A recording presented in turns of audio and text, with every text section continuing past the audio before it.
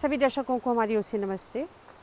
Ayush programme आप ही लोगों का प्रोग्राम है और इस प्रोग्राम में हम कई तरह की बीमारियों पर बात करते हैं, चर्चा करते हैं, बताते हैं कि बीमारी को क्या करना चाहिए, इसका रोकथाम कैसे करें। तो दर्शकों, आर्थराइटिस पर काफ़ी चर्चा हुई है, लेकिन आज हम इसी विषय को लेकर बात करेंगे और आर्थराइटिस इसमें विशेषकर आज हम बात करेंगे हमारे जो खान पान है, क्या खाना चाहिए, क्या नहीं खाना चाहिए। तो चलिए हम आपको मिलवा रहे हैं डॉक्टर ईश शर्मा जी से। डॉक्टर जी, हमारी ओर से नमस्कार जी। डॉक्टर जी, आज आर्थराइटिस का जो सेकंड पार्ट है, इसमें हम ज़्यादातर ही बात करेंगे क्या लेना चाहिए, क्या नहीं लेना चाहिए जिसको ये बीमारी है। लेकिन थोड़ा सा हमारे दर्शकों को थोड़ा सा रिकैप करवा देते हैं कि पिछले प्रोग्राम में क्या बात हुई, किस तरह की जो ये आर्थराइटिस है, इस पर थोड़ा सा आप चर्चा करें।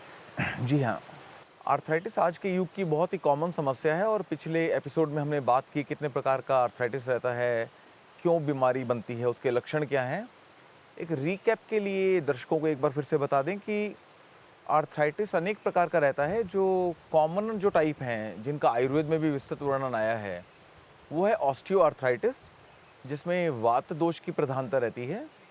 फिर है गाउटी आर्थराइटिस, जिसको गाउट बोलते हैं, उसमें पित्त दोष की प्रधानता रहती है। और फिर रहता है रूमेटॉइड आर्थराइटिस, जिसमें कफ दोष की प्रधानता रहती है।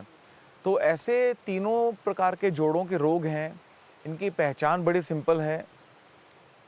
ऑस्टियोआर्थराइटिस सबसे कॉमन है और उसमें प्राय तौर पर आपके घुटने के नी जॉइंट और लोअर बैक, ये दो संधियाँ, ये दो जॉइंट मुख्यतः प्रभावित होते हैं। ओबेसिटी और ओल्ड एज का बहुत बड़ा रोल है। अगर आप ओवरवेट हैं, अगर आप ओल्ड एज हैं, तो समय के साथ साथ में जॉइंट थोड़े घिस जाते हैं, उनकी सरफेस खराब हो जाती है और ऑस्टियोआर्थराइटिस हो जाता है। इसका मेन लक्षण क्या है कि इसमें पेन तो होगा, पर प्रमुख लक्षण रहेगा कि आपकी मोबिलिटी कम हो जाएगी। पेशेंट जो है वो अपने जॉइंट को पूरा मोड़ नहीं पाएगा और मोड़ना चाहिए भी नहीं। अगर आपका जॉइंट जहाँ तक मुड़ता है उतना ही फ्लेक्स करना चाहिए। अगर आप ज़्यादा मोड़ेंगे तो फ्रैक्चर हो सकता है। ओल्ड एज जो है ये वात का एज है। बचपन का जो एज है वो कफ का एज रहता है। जवानी में पित्त की उम्र रहती है और ओल्ड एज 70 प्लस में ये वायु का एज रहता है। तो वायु का रोग, संधिगत वात, ऑस्टियोआर्थराइटिस बड़ा कॉमन होता है। अगर आप ओवरवेट हैं तो ये रोग और जल्दी आएगा। तो इसकी चिकित्सा में हम अगर बात करेंगे इलाज करने के लिए, तो आयुर्वेद ने बोला आहारम महाभैषजम, भोजन सबसे बड़ी दवाई है। तो भोजन में अगर आप कुछ करेक्शन कर लेंगे, कुछ चीज़ें खाना है, कुछ नहीं खाना है, तो आपका वात दोष कंट्रोल में रहेगा और आपका ऑस्टियोआर्थराइटिस भी कंट्रोल में रहेगा। आयुर्वेद ने बोला कि आपको वात के रोगों में थोड़ा थोड़ा भोजन बार बार करना चाहिए, क्योंकि आपकी अग्नि जो है, आपका जो डाइजेस्टिव मेटाबॉलिज्म है, वो इर्रेगुलर रहता है, थोड़ा वीक रहता है। तो एक बार में ज़्यादा भोजन को पचा नहीं सकता, थोड़े थोड़े भोजन को बार बार पचा सकता है, क्योंकि अग्नि की जो स्ट्रेंथ है वो कम रहती है और इर्रेगुलर रहती है। तो थोड़ा थोड़ा भोजन बार बार करना, वो आपको रेगुलर नरिशमेंट देता रहेगा, रेगुलर आपको एनर्जी मिलती रहेगी और अनेक प्रकार के और भी रोग इससे कंट्रोल में रहेंगे और आर्थराइटिस में विशेष लाभ करेगा।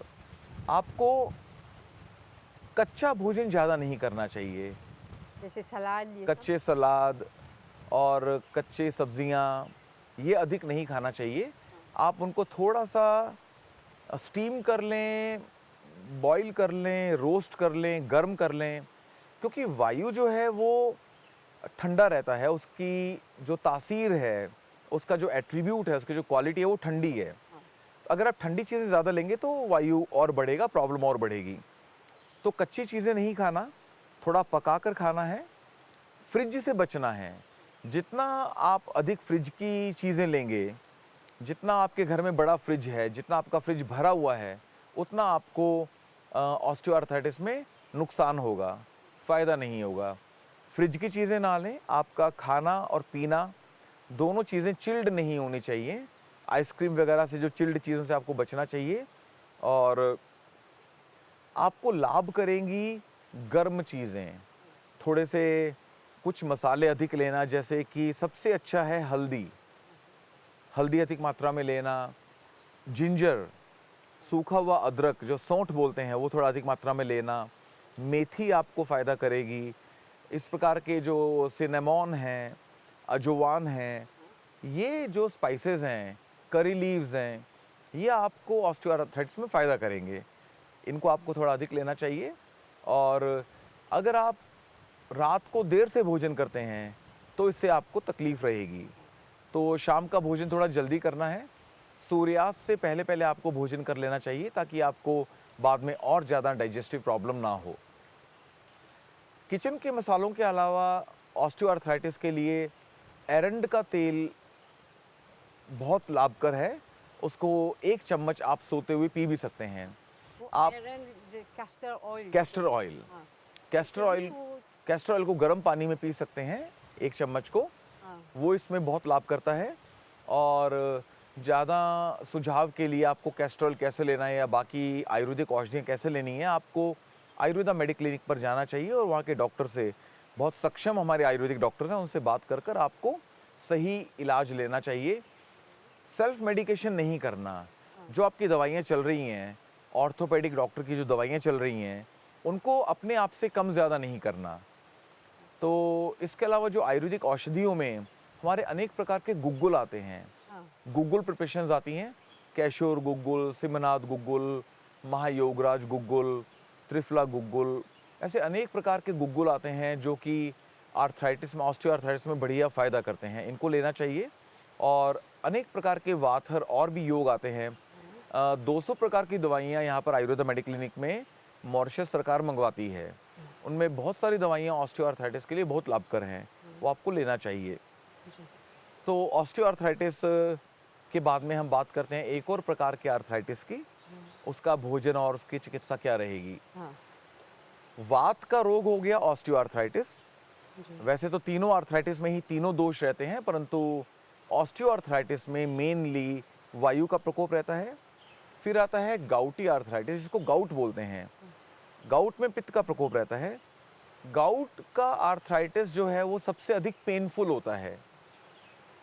ऑस्टियोआर्थराइटिस इतना पेनफुल नहीं होगा, रूमेटॉइड आर्थराइटिस इतना पेनफुल नहीं होगा, लेकिन गाउटी आर्थराइटिस जो है सबसे अधिक पेनफुल रहता है। अच्छा, ये अकेला आर्थराइटिस है जिसमें कि उस स्किन के ऊपर वाली चमड़ी तक जो है वो इन्फ्लेम्ड हो जाती है, उसमें अल्सर बन सकते हैं, अच्छा, उसमें क्रैक आ सकते हैं, इन्फ्लामेशन इतना ज़्यादा हो जाता है। ये शुरू होता है हाथों और पैरों के छोटे जोड़ों से, स्पेशली रिस्ट जॉइंट। हाँ, आपको रिस्ट जॉइंट और पैर का जो आपका जो ग्रेट टो है, पैर का अंगूठा, उसके रूट में से, पैर के अंगूठे की जड़ में से और हाथ में रिस्ट में से, ये 2 कॉमनेस्ट पॉइंट हैं जहाँ से आपको गाउटी आर्थराइटिस प्रारंभ होगा। और इसमें स्पेशली मना किया गया है अधिक प्रोटीन वाले भोजन लेना, क्योंकि ये क्या है कि एक प्रोटीन का ये मेटाबॉलिक डिसऑर्डर है। प्यूरिन प्रोटीन रहते हैं हमारे जो डीएनए से आते हैं। हाँ, जो प्यूरिन प्रोटीन्स हैं वो जो प्रॉपर प्रोसेस नहीं होंगे, उनका मेटाबॉलिज्म खराब हो जाएगा, तो यूरिक एसिड बनेगा। यूरिक एसिड जो है बहुत ही माइक्रोस्कोपिक नीडल जैसे क्रिस्टल्स होते हैं, सुइयों जैसे, हाँ, वो आपके जॉइंट के आसपास में जाकर जमा हो जाते हैं और वहाँ पर इन्फ्लामेशन करते हैं। तो इसकी पहचान क्या होगी? आपको अचानक से एक ही दिन में बहुत तेज़ दर्द होगा जॉइंट में और वहाँ की चमड़ी थोड़ी लाल रहेगी। और अगर आप पुरुष हैं, क्योंकि पुरुषों में 10 गुना ज़्यादा होता है स्त्रियों से, अगर आप पुरुष हैं, मिडिल एज में हैं, प्रोटीन अधिक लेते हैं, अल्कोहल अधिक लेते हैं और आपको ऐसा बहुत तेज़ पेन अगर आपको होता है, तो आपको डाउट होना चाहिए गाउटी आर्थराइटिस का। आपको डॉक्टर को जाके मिलना चाहिए, आपके ब्लड टेस्ट होंगे और पता चलेगा यूरिक एसिड कितना है, आपको गाउट है या नहीं है। हाँ, आयुर्वेद में इसकी चिकित्सा के लिए बोला गया सबसे महत्वपूर्ण है, आपको एक्सेसिव प्रोटीन वाला भोजन बंद करना पड़ेगा, हाँ, दूध नहीं पीना, और बहुत अधिक प्रोटीन वाले चीज़, सोयाबीन और जो बड़े बीन्स हैं, किडनी बीन्स हैं, राजमा वगैरह हैं, और बच्चों मीट, एग, हाँ, फिश, तो ज़्यादा प्रोटीन वाली चीज़ें आपको नहीं लेनी हैं। प्रोटीन से बच के रहना है और आपको कार्बोहाइड्रेट्स और फाइबर्स अधिक लेना है। फाइबर अधिक लेंगे तो पित्त का शमन होगा, प्रोटीन अधिक लेंगे तो पित्त बढ़ेगा, आपका गाउट और ज़्यादा बढ़ेगा। इसमें एक बहुत इंपॉर्टेंट चिकित्सा है, आयुर्वेद में पंचकर्म बोला गया, तो पंचकर्म में विरेचन लेना। पंचकर्म में 5 प्रोसीजर्स आते हैं, वमन विरेचन, वस्ती, तो जो सेकंड प्रोसीजर है वमन विरेचन। विरेचन जो प्रोसीजर है इसमें परगेशन दिया जाता है, पेशेंट को लैक्सेटिव दिया जाता है, जो कि अतीव लाभकर है, क्योंकि लैक्सेटिव जो है आपके स्मॉल इंटेस्टाइन में से एक्सेसिव पित्त को निकाल देगा। अत्यधिक पित्त अगर आपके स्मॉल इंटेस्टाइन में से निकल गया, जो कि पित्त का प्रोडक्शन फैक्ट्री है, तो आपके जॉइंट्स तक जो है पित्त कम पहुंचेगा, आपको गाउट में लाभ मिलेगा। अधिक मसाले नहीं लेने हैं, बहुत अधिक तला हुआ, बहुत अधिक स्पाइसी भोजन नहीं करना है, और जो बिटर हर्ब्स हैं वो इसमें अतीव लाभकर होती हैं। इसमें एलोवेरा, नीम और गुड़ूची, ये तीनों हर्ब्स बहुत लाभ करती हैं। ये आप गुड़ूची का तो आप के घर के आसपास में आप पता कर सकते हैं, गिलोय जिसे बोलते हैं, गिलोय बोलते हैं, हाँ। उसका काढ़ा बना के पीना है। एलोवेरा अगर आपके घर के पास लगा हुआ तो उसका जो है गूदा आपको चम्मच से खाना है। और अनेक प्रकार की और औषधियाँ आती हैं, जैसे हम पंचसकार चूर्ण देते हैं, अविपतिकर चूर्ण देते हैं, मंजीठ पाउडर आता है, बहुत लाभकर है, नीम गिलोय पंचतिक पाउडर आते हैं, ये बहुत लाभकर है। ये आपको आयुर्वेदिक मेडिक्लिनिक में मिलेंगे। फिर से बोलूँगा, सेल्फ मेडिकेशन नहीं करना, कोई दवाई को खुद कम ज़्यादा नहीं करना है। आप आयुर्वेदा डॉक्टर को मिलिए, रेगुलर डॉक्टर को मिलिए, उनकी एडवाइस से ही आप अपना दवाइयों को फॉलो कीजिए। तो तीसरे प्रकार का जो बड़ा कॉमन आर्थराइटिस है वो स्त्रियों में अधिक कॉमन होता है, उसको बोलते हैं रूमेटॉइड आर्थराइटिस। और 25 से 45 वर्ष की स्त्रियों में प्राय तौर पर ये आरंभ होता है, 25 टू 45 की एज ब्रैकेट में, और इसमें कफ दोष की प्रधानता रहती है। तो ऑस्टियोआर्थराइटिस में वात दोष की प्रधानता है, गाउटी आर्थराइटिस में पित्त है, और रूमेटॉइड आर्थराइटिस में कफ अधिक रहता है। तो कफ अधिक रहने से उनके मॉर्निंग में जो कफ का समय है, उस टाइम उनके छोटे जॉइंट में कफ जमा हो जाएगा, तो उनके जॉइंट में स्वेलिंग आ जाएगी। वो सुबह के समय में वो लेडीज़ अपने जॉइंट को प्रॉपर मूव नहीं कर पाएंगे, इसको बोलते हैं मॉर्निंग स्टिफनेस।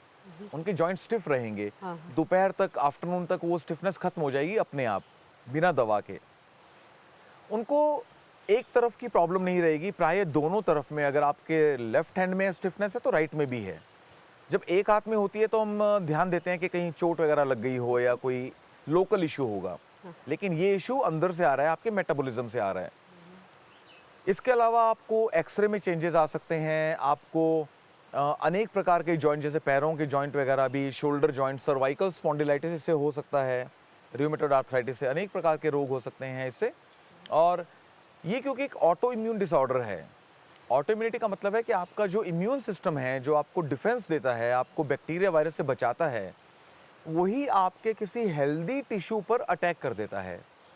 और इसमें अटैक होता है साइनोवियल मेम्ब्रेन पर। जॉइंट के आसपास में एक कैप्सूल रहता है, जो हमारे जॉइंट हैं वो एक कैप्सूल में बंद रहते हैं, उसको बोलते हैं साइनोवियल मेम्ब्रेन। उसमें इन्फ्लेमेशन आ जाता है, और इस वजह से जो है पेशेंट को ऑटो इम्यूनिटी की वजह से ये रोग होता है। और ऑटो इम्यूनिटी में एक और बुरी बात क्या है कि ये प्राय अकेली नहीं आती। अगर आपको एक ऑटो इम्यून डिसऑर्डर है, जैसे कि आपको रूमेटॉइड आर्थराइटिस है, तो आपको और भी कुछ प्रकार के 1-2 और भी रोग हो सकते हैं, जैसे सिस्टेमिक ल्यूपस इरिथोमेटोसस, आपको टाइप 1 डायबिटीज़, सोरियासिस, ऐसे अनेक प्रकार के ऑटो इम्यून डिसऑर्डर्स आपको हो सकते हैं, क्योंकि आपका इम्यून सिस्टम थोड़ा सा कंफ्यूज्ड है। अच्छा। तो इन मॉर्निंग स्टिफनेस से मेन ध्यान जाता है, जब कोई लेडी आकर बोलती है 25 टू 45 के बीच की एज की, कि मुझे मॉर्निंग में उठने पर हाथों की उंगलियां थोड़ी टाइट रहती हैं, स्टिफनेस रहती है, तो हमको डाउट होता है रूमेटॉइड आर्थराइटिस का। क्योंकि कफ का रोग है, इसमें भोजन कैसा रहेगा। ओवर ईटिंग तो सदैव घातक है, चाहे आपको कोई सा भी रोग हो। आपको तीनों प्रकार के आर्थराइटिस में से कोई रोग है या कोई भी रोग है, ओवर ईटिंग आयुर्वेद में सर्वदा वर्जित है। It's like prohibited for ever. तो आपको ऑटो इम्यून डिसऑर्डर्स में, स्पेशली रूमेटॉइड आर्थराइटिस में, कफज रोगों में, तो ओवर ईटिंग विशेष तौर पर नुकसान करेगी। आपको भूख लगे बिना भोजन नहीं करना, ओवर ईटिंग नहीं करनी है, रेगुलर इंटरमिटेंट फास्टिंग करनी है, आपको ठंडी चीज़ों से बचना है, फ्रिज की चीज़ों से बचना है, ठंडे मौसम से, ठंडे पानी से बचना है और आपको थोड़ा बहुत इसमें ड्राई हीट लेनी पड़ती है।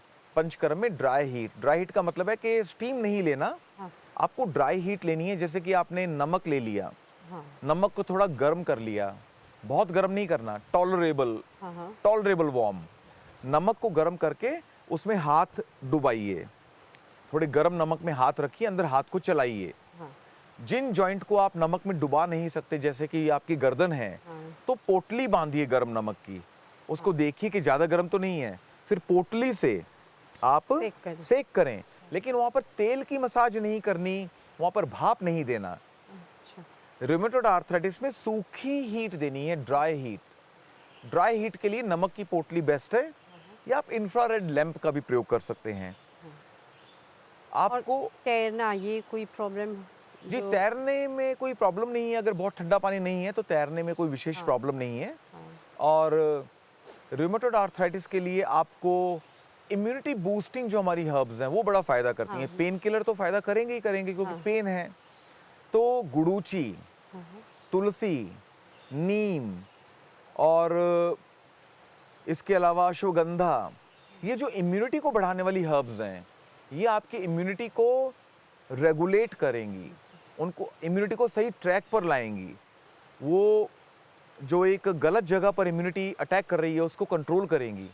तो इम्यूनिटी मॉड्यूलेशन से आपका रूमेटॉइड आर्थराइटिस कंट्रोल में आएगा। आपको पेन है, स्टिफनेस है, उसके लिए आपको पेन किलर जो आयुर्वेद में बोले गए हैं, अश्वगंधा है, गुग्गुल है, रासना है, कैस्टर ऑयल है, ये सब चीज़ें आपको लेनी चाहिए। मेथी, ड्राई जिंजर, ब्लैक पेपर और हल्दी, इन चारों स्पाइसेस का रूमेटॉइड आर्थराइटिस में बहुत बहुत लाभ है। कैसे लेना चाहिए?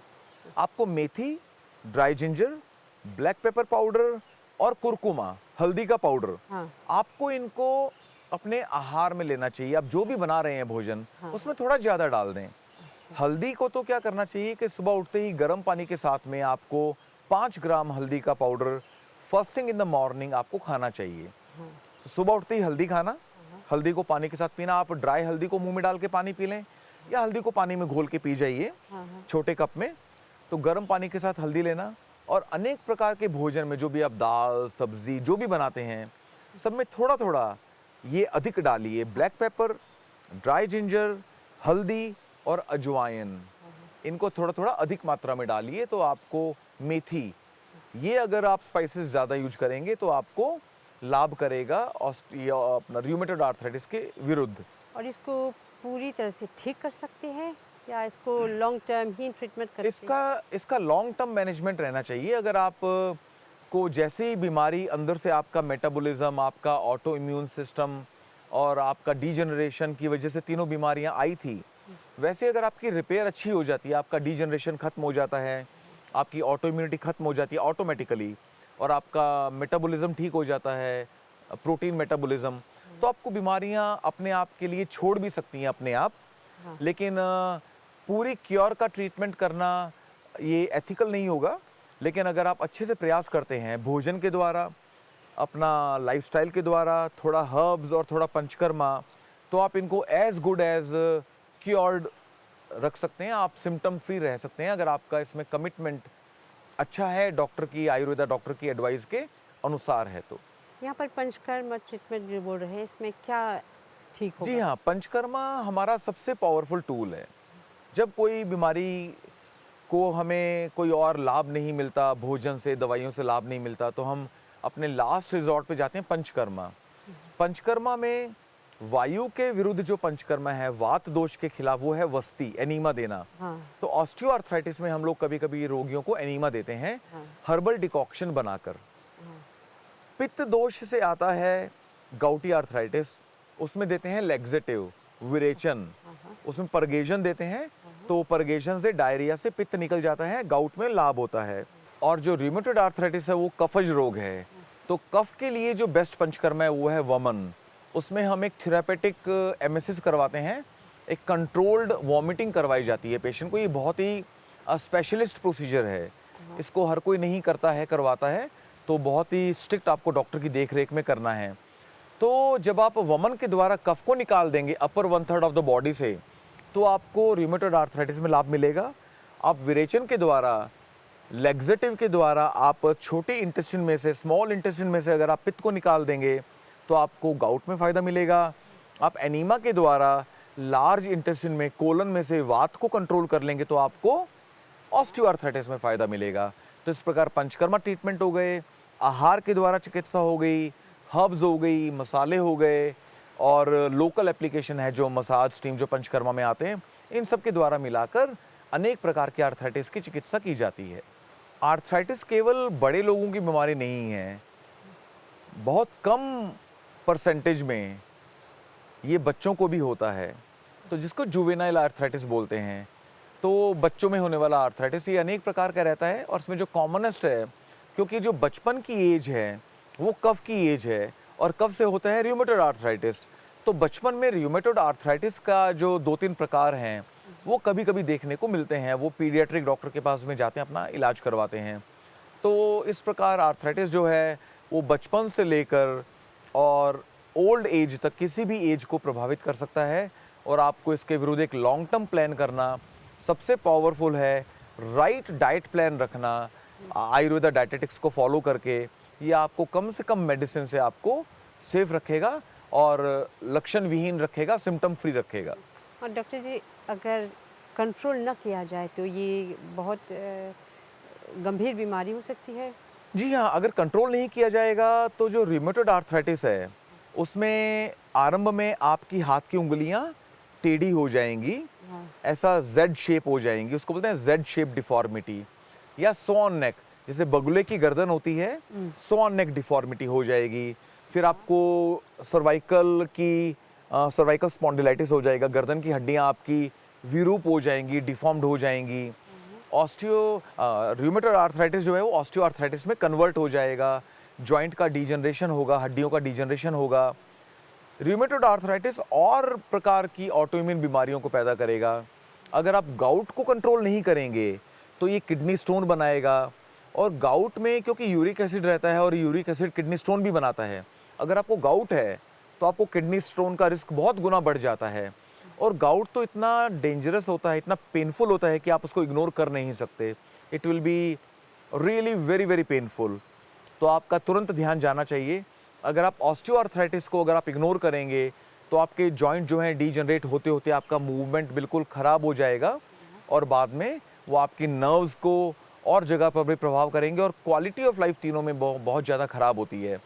तो इसलिए व्याधि को कभी छोटा नहीं समझना चाहिए, और शॉर्ट टर्म प्लान ना कर कर एक लॉन्ग टर्म प्लान रखना चाहिए कि इनको मुझे हमेशा के लिए कंट्रोल में कैसे रखना है।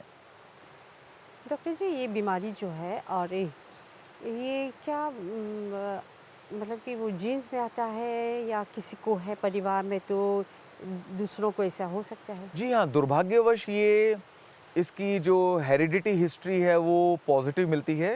ये आपके जीन्स में जनरेशन टू जनरेशन चलता है, और स्त्रियों में अधिक होता है। तो प्राय जो है नेक्स्ट जनरेशन की जो फीमेल हैं उनको हमें ज़्यादा ऑब्जर्व करना पड़ता है, कि क्योंकि फीमेल में ये 4 गुना अधिक होता है मेल की बजाय। मेल में ये सिम्टम भी थोड़े कम रहते हैं, फीमेल में सिम्टम अधिक रहते हैं। तो रूमेटॉइड आर्थराइटिस का जो है वो जेनेटिक जो है वो प्रीडिस्पोजिशन जो है वो प्रूवन है। गाउट में भी ये देखा गया है कि अनेक प्रकार के जो मेटाबॉलिज्म कंट्रोलिंग जीन्स हैं वो जो हैं खराब रहते हैं, और वो भी हेरिडिटी में चलते हैं। और जब आपका मेटाबॉलिज्म खराब रहेगा तो आपको diabetes, obesity, high cholesterol, blood pressure और गाउट, ये 5 प्रकार के रोग आपको मेटाबॉलिज्म में गड़बड़ी की वजह से अधिक हो सकते हैं। इसको बोलते हैं मेटाबॉलिक सिंड्रोम या सिंड्रोम एक्स। ये भी हेरिडिटी इसकी भी प्रूवन है। और ऑस्टियोआर्थराइटिस भी है जो वो प्राय ओबेसिटी से होता है, और ओबेसिटी जो है वो जीन्स में चलती है और ओल्ड एज में होता है। तो इनडायरेक्टली जेनेटिक्स का बहुत बड़ा रोल है तीनों बीमारियों में, और ऑस्टियोआर्थराइटिस में इनडायरेक्ट है, और गाउट में और आरए में डायरेक्ट है। लेकिन ओबेसिटी में जो है जेनेटिक्स का बहुत ही डायरेक्ट रोल है। कई रिसर्चर्स मानते हैं कि ऐसे जीन्स भी पाए गए हैं, पहचाने गए हैं, जो कि आपके वंशानुवंश, आपकी पीढ़ी दर पीढ़ी जो आपको ऑस्टियोआर्थराइटिस के लिए भी रिस्पॉन्सिबल हैं। तो जीन्स में इन तीनों का जनरेशन टू जनरेशन ट्रैवल करना भी साइंटिस्ट लोगों ने माना है। और डॉक्टर जी ये सबसे ज़रूरी है कि अपना वो ब्लड टेस्ट करवाते रहें ना, तो पता चलेगा कि दवाई से वो बढ़ रही है या वो घट रहा है। जी हाँ, अगर आप अपने बोन एंड जॉइंट स्पेशलिस्ट के पास में जाएंगे तो आपके ब्लड टेस्ट करवाएंगे। जैसे एक सामान्य ज्ञान के लिए रूमेटॉइड आर्थराइटिस में आपका RA फैक्टर एक टेस्ट होता है, वो आएगा बढ़ा हुआ, पॉजिटिव आएगा। आपका ESR बढ़ा हुआ रहेगा। ये 2 बड़े कॉमन बेसिक टेस्ट हैं।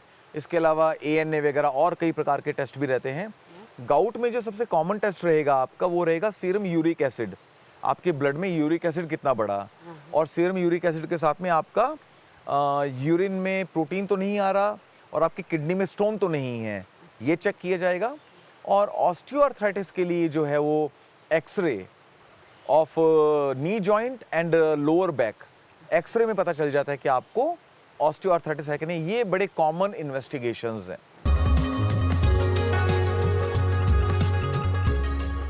डॉक्टर जी आपको बहुत धन्यवाद देते हैं, और ये मैं आशा करते हैं कि जिन लोगों को ये बीमारी है, काफ़ी उन लोगों को जानकारी मिल गई है और अपनी बीमारी को वो हमेशा उस पर डॉक्टर के पास जाएं, दवाई लें, उसको कंट्रोल में रखें। तो बहुत धन्यवाद डॉक्टर जी, और हम ये आशा करते हैं कि इस बीमारी को ना हो, प्रिवेंट करें और अपने स्वास्थ्य की रक्षा करें। मतलब कि हमेशा वो एक्सरसाइज, योगासन ये सब करते रहें और अपने स्वास्थ्य को ठीक रखें। तो डॉक्टर जी बहुत धन्यवाद हमारी ओर से। नमस्कार जी।